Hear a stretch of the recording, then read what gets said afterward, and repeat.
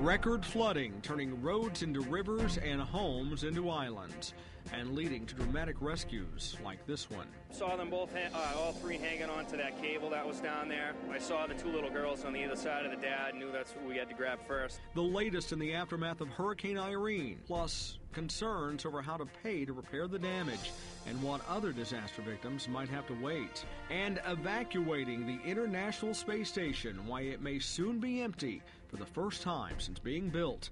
Your independent news network starts right now.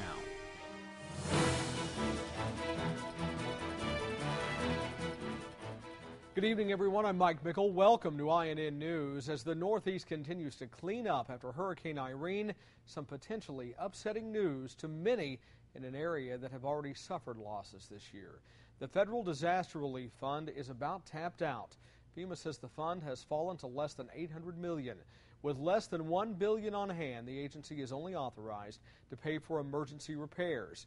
When FEMA responds to a natural disaster, there are two kinds of aid available. One is individual aid. It pays for temporary housing, replacement of personal property not covered by insurance, and for low-interest loans. The other, public assistance, pays about 75% of the cost of rebuilding infrastructure, schools, and providing essential government functions.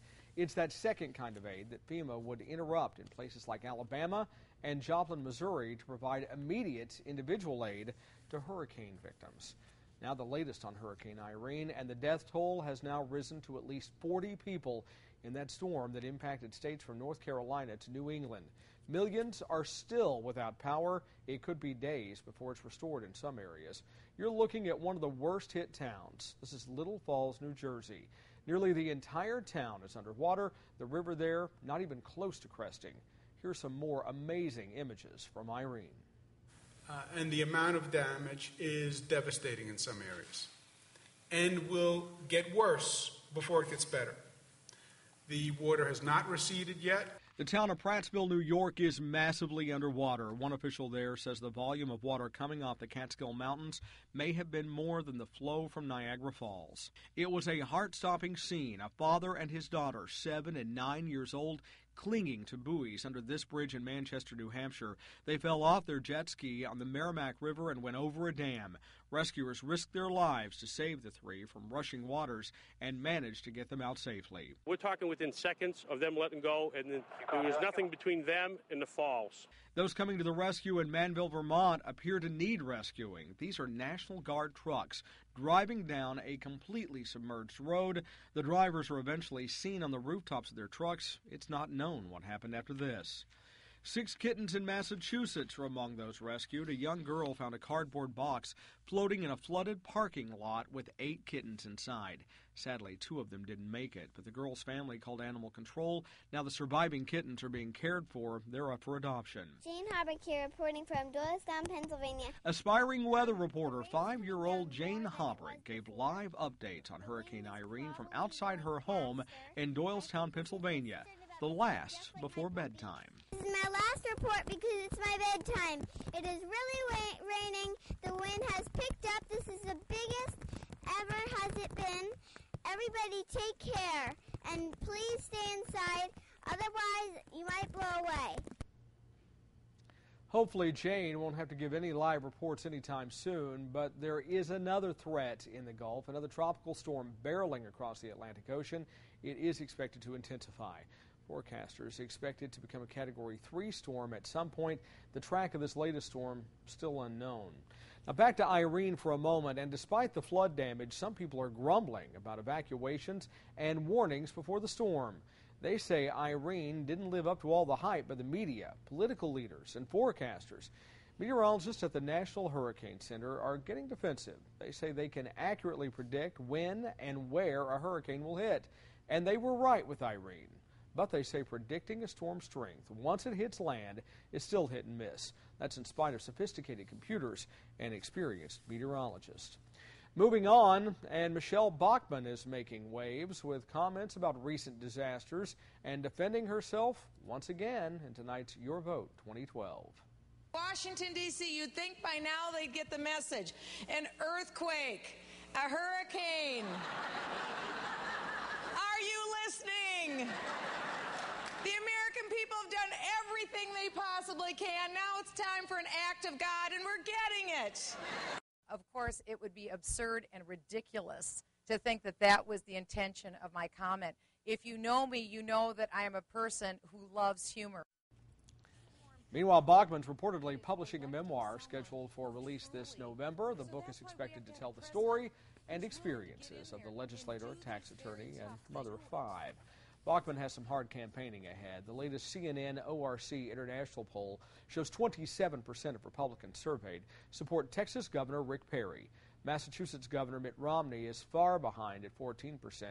Former Alaska Governor Sarah Palin, who's not even in the race, follows at 10%.